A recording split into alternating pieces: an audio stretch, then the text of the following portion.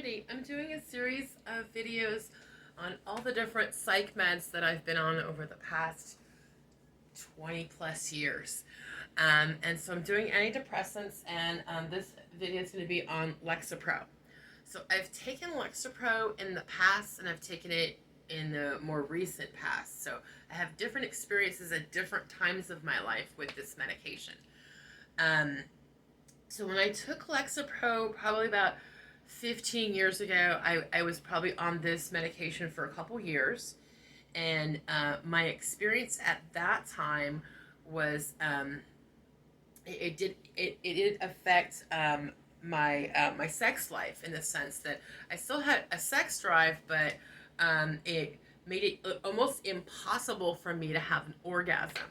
And so I think that the side effect of where these these medications cause issues with our connection to our sexuality, our a healthy sex life. This is problematic, and I want to talk about why I feel that way. That frustration that I had. I mean, I stopped taking the medication back then because that caused me a lot of frustration. I was in a relationship and I wanted to have a sex life, and that was a problem. And making people frustrated where they can't have sexual release, that's, I see that as a real potential issue for violence, for people to become violent in their relationships. Domestic violence is an issue here that I want to touch on because I think it's so important. When you're depressed, you take an antidepressant. Part of depression is you may your sex life may be affected by your depression. One, now if you go on a medication that's going to affect your your physical body, and how you are able to have a healthy sex life, that's another layer of complication that can be just highly problematic for people. Now, when I took Lexapro several years ago, and I had a period of my life at that time where I had no sex drive at all. And for me personally, that was kind of a relief, because I've lived a life where I've been definitely over sexual. I think our culture is just over sexualized. That's a whole nother conversation. I mean, that's my personal experience.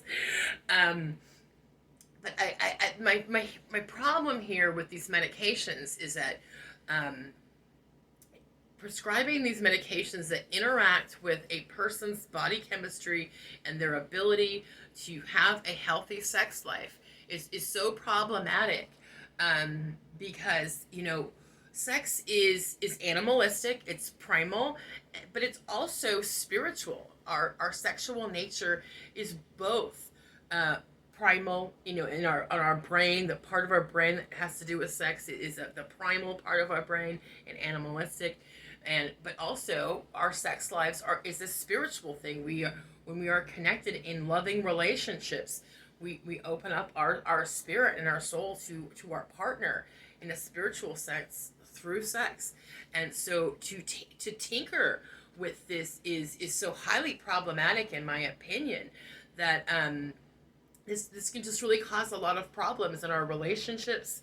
And I see that used in clinical settings. I talked about this before in my other video, but in psychiatric facilities, in residential care homes, where you have people with mental health diagnoses that it's very hard to police in those types of settings. People having sex, even if you have different wards for men and women, there's still going to be gay sex. There's going to be people that are going to engage in sexual activity, and in those facilities, the people that run those facilities are at risk for liability if someone is raped in their facility.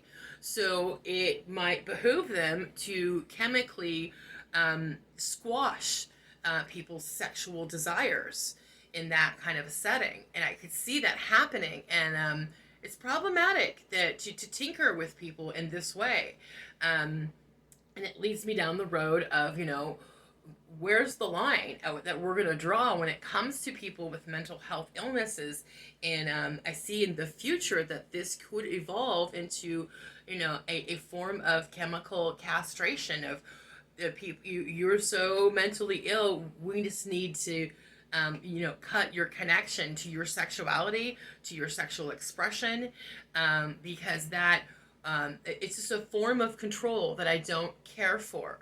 Now, in situations where you have pedophiles that we can chemically castrate, that's a completely different conversation, right? That's different than an average person struggling with a mental health issues, right? Okay.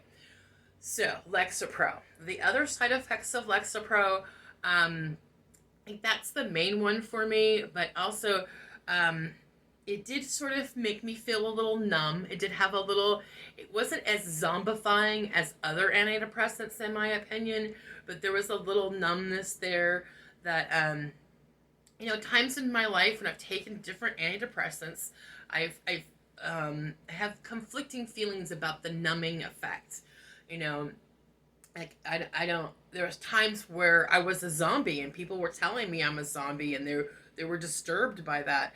And but at the same time, I could see that happening to other people, and there's a sense of protection in that. I'm going through a difficult time in my life, and I need the protection of shutting the world out.